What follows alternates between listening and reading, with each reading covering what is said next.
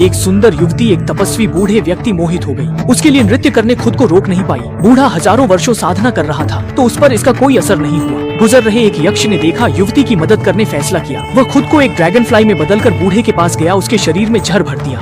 बूढ़े की आंखें वासना से भर गईं। वह खुद को रोक न सका और युवती को बाहों में भर लिया। उसकी हजारों वर्षों की साधना एक पल में नष्ट हो गई। यक्ष अपने अड्डे पर जश्न मनाने लगा, पर उसे पता न था कि गणेश जी के भाई मोर पर सवार उसकी जान लेने आ रहे हैं। यक्ष का अड्डा इंद्रधनुषी प्रकाश लहरों से घिरा था। बीच बीच में रहस्यमय हरी धुआं भी उठ रही थी।